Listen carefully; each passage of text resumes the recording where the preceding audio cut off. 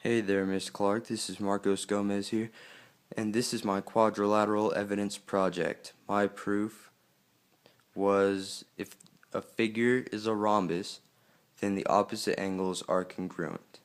I will try and prove that to you today. First, I'll start off by taking my protractor, lining it up, find this interior angle right here. I'll use the ruler. This doesn't really show up well on camera due to the lighting, so I've done this prior to the video. I found that this angle right here is congruent to this angle right here, and they're both angles of 75 degrees. I've also done it to this rhombus and found that both of these angles equal 74 degrees. This proves that the opposite angles in a rhombus are congruent. For my visual evidence, I took some patty paper and traced out this angle.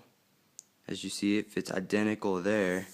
Now if you translate it and rotate it, it will fit right there, perfectly into the opposite angle. I've done this for the other rhombi as well. Here's the smaller rhombi. Lines up perfectly. And here is the final rhombus. Right there, translate it, rotate it, right there. Now I chose to do a 2-column proof for my deductive evidence. So, given figure ABCD is a rhombus, prove the opposite angles are congruent. I started by stating that figure ABCD is a rhombus. That is given.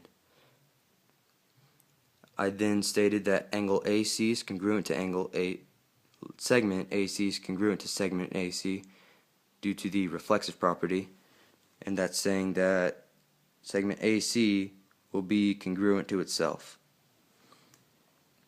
I then stated that segment AB, segment BC, segment CD, and segment AD are congruent, and this is the definition of a rhombus, and that definition is that all sides of a rhombus are congruent.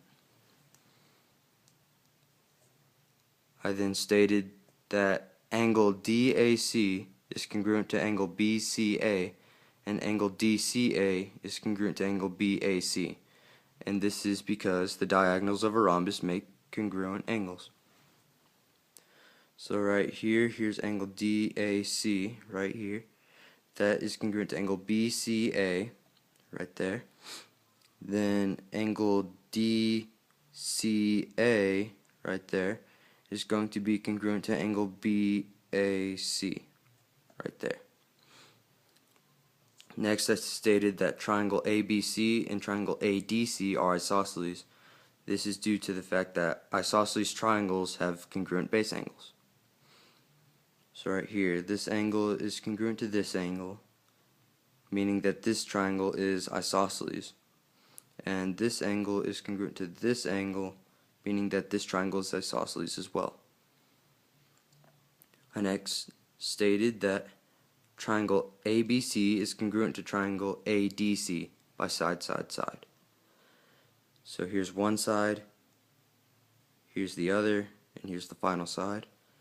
Here's one side, the other, and the final side. Finally, I stated that angle B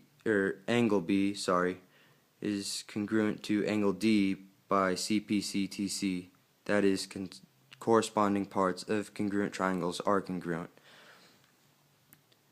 So basically what that means is that if this angle and this angle plus this angle equal 180, and these two angles are equal to these two, then these two angles right here, angle B and angle D, have to be congruent in order for this figure to function properly. Here's another look at my 2-column proof. If you have any questions, just please contact me in class. Thank you for your time, and I'll see you later.